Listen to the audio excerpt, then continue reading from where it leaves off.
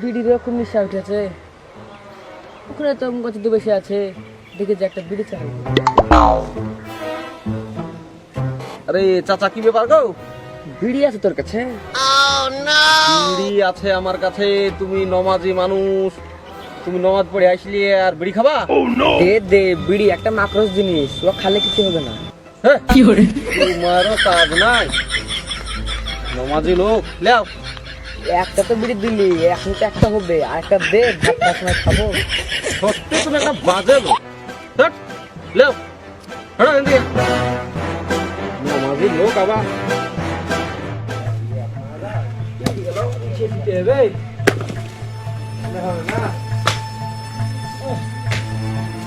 খোলেন, তুই কাজ করছিস তো, তোর সাথে একটা কথা ছিল। আমার সাথে কথা? কি কথা? তো চলো।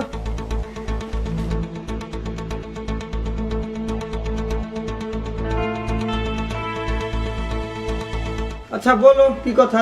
তোর বাপ, ছি, এত নীতি খারাপ। মানে?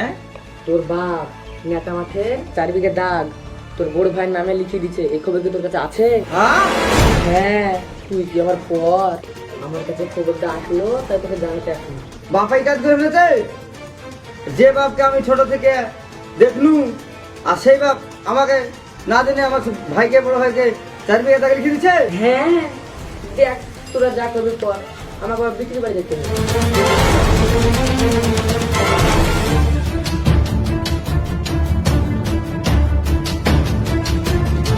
দৌড়ে বাড়ি থেকে বাড়ানো, গাড়ি ঘোড়াও আসছে না।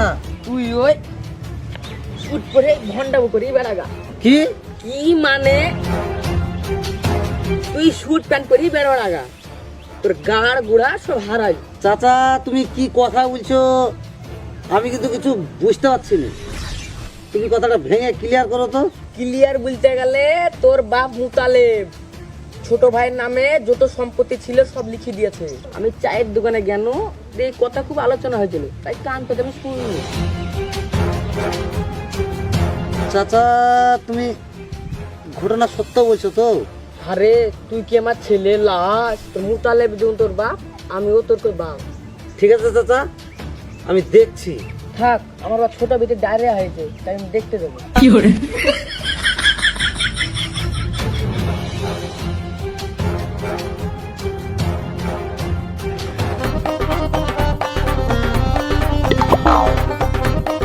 হ্যাঁ গো নুজিম, এই আবালাতে এই মাথার মাথাতে কোথায় যাবা? এটা মাথল নাই গো, এটা আমার চুল। ঘোড়ার মতন চুল কি মাথায় কেউ থয়?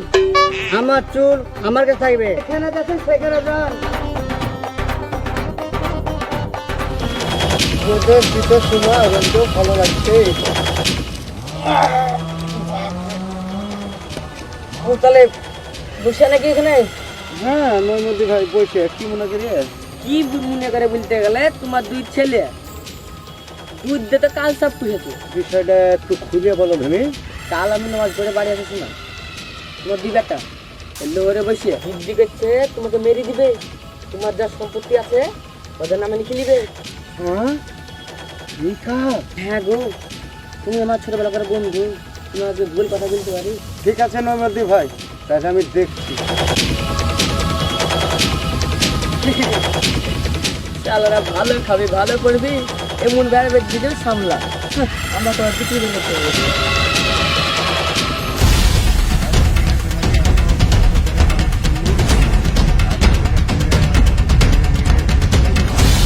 ওরে বাপরে, তোদেরকে ছোট থেকে মানুষ করলো, আর আমি কি অপরাধ করলো তোর হাসে লাথি মেরে দিলি? তোমাদের বাপকে গলা টিপে মেরে দেওয়া উচিত। গলা টিপছিস, ঠিক করছিস। টিপ কেন টিপে দে। এটা 2 মানি করেছে, একে গলা টিপে মেরে দেওয়া দরকার। দে দে। কি হয়েছে তোদের? আমাকে এরকম কে পাচ্ছিস? তুমি যা নোংরা লোক, আর তুমি যা 2 মানি করেছো, তোমার মতন বাপকে পেট্রোল দিয়ে পুড়ি দেওয়া দরকার। নেশো কেরাসিন পুড়ি দে এরকম বাপকে। 4 বিঘা দাগ তোমাকে লিখে দিচ্ছে। লেট কেন করছিস? দিয়ে কেরাসিন জ্বালিয়ে দেবো। সব সম্পত্তি তোকে লিখে দিচ্ছে। থামো, একা দোকানে দিয়ে নি। আরে থাম থাম থাম, তোরা আমার দুটো কথা শুন। শোনো শোনো, তুই একটা কথা আমি বলছি, তোরা তো খুব খারাপ ছেলে রে। তোরা বুড়ে লোকরা ধরে মারছিস। কি গাইবে তুমি মাথায় মাথায় নিয়ে কেন কি কাজ করে সেকে মেরে ফেলাই দরকার। ঘটনা খুলে বলতে আমাকে ভাঙার দে। ঘটনা বলতে গেলে আমার এই বাপ কি করছে জানো? আমার বাপ যা সয় সম্পত্তি ছিল সব ওই ছোট ভাইয়ের নামে রেজিস্ট্রি করে দিয়েছে। তা কি করে হয়? তোর নামে তো লেটার মাঠের 4 বিঘা দাগ লিখে দিয়েছে। আমাকে তো তোরা সব মেরে ফেলার যুক্তি করেছিস। তখন তোমাকে মারা পরিকল্পনা করলাম আমরা। তুমি তো সব 2 নম্বরের করে জমি জায়গা সব রেজিস্ট্রি করে দিছো। এই থামো থামো, তোমাকে এই কথা কে বললো? কেনে আমার সেই নয়মতি চাচা বললো? আর তোমাকে এই কথা কে বললো? তোমাকে আমরা আমার পরিকল্পনা করছি তা? ওই আমি সাকুতে বসছিল নইমদ্দি আমার পাশে যে বসে আমাকে নইমদ্দি বললো। আর তোকে কে বলেছে? আমাকে মেরে ফেলার আমাকে তো যুক্তি দিয়েছিস। সুর নয়মতি বলেছে। আসলে কি জানিস, আমরা 3 বাপ বাটাই মিলে সুখে খাচ্ছি, আর ওই শালা 5 ওয়াক্ত নামাজ পড়ে আর ওর পুরো কূটনীতি করে বানানি লোকু সংসারে আগুন লাগিয়ে দিয়ে সংসারটা ভাঙছে দিয়ে আমাদের এইভাবে বেড় লাগিয়ে দিয়েছে, বুঝতে পারলি? তা আপনাদেরকেও বলছি, আপনারাই লাগান ভাগান কথায় কান দেবেন না, মানে শোনা কথায় কান দিতে নাই। আসলে দেখতে হবে, নাহলে আমাদের মতনই হাল হবে।